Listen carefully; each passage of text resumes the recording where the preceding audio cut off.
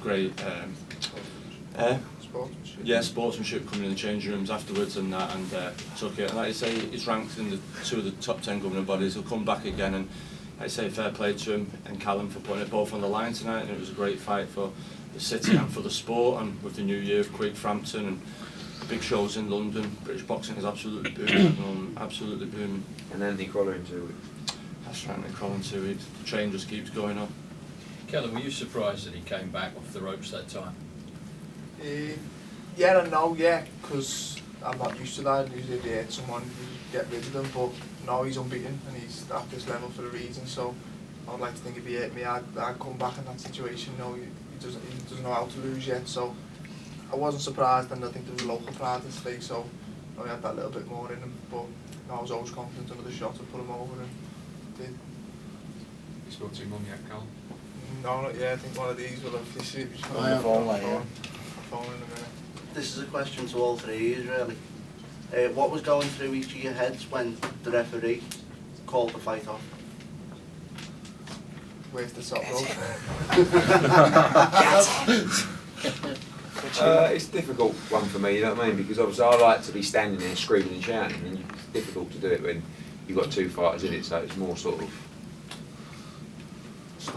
Yeah, you know, a lot of I did say that I felt that it could end up being a fight like that, and I think Rocky wasn't. I just think he didn't freeze, but I think the tactic went out the window, and he just decided to have a fight, and that was probably the worst thing he could have done, because Callum punches much too hard.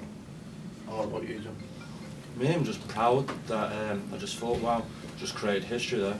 4 Smith brothers created history. I'm just like, wow, that's a piece of history, and to be part of it, and to be part of the Smith family is just unbelievable. I'm so proud as a coach that I train all 4 of them, and that's what I thought at the time. I thought, wow, just created history there. Joe, you speak of that pride, what would you like to work with, each of them? Pain in the ass. Depends which ones. I'll start going through them. Nah, listen, it's a fantastic season up to now. Stephen Smith won his world title eliminator in September, fantastic fashion. Liam Smith became world champion in October. Callum here now just won the British title.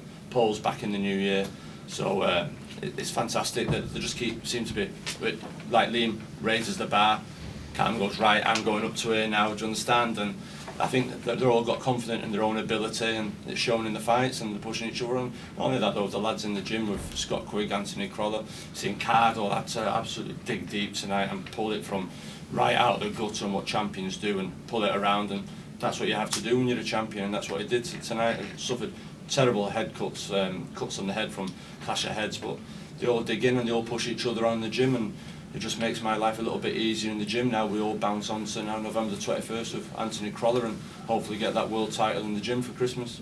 Now, he's praised you lot enough. What have you got to say about Joe?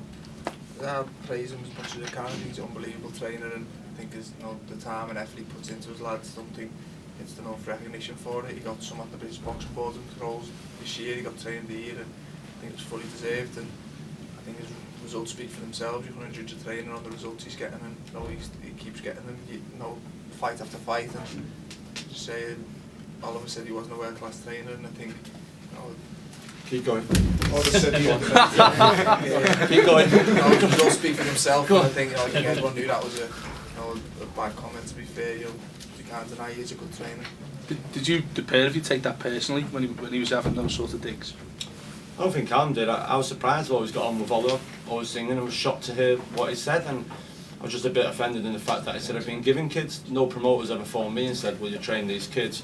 Quite the opposite. It's like, Jesus, don't go to him, he's a pain in the ass. So, like you say, it's... but no, like you say,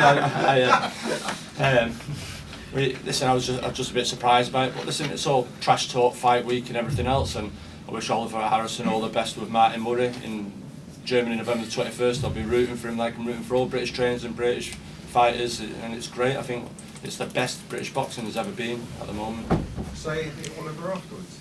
Pardon? Did you say anything to Oliver afterwards? I just said good fight, that was it, but he didn't want to talk, so that was it. Thank you, okay. Just forget about it. Alright guys, thank you very much for attending as always.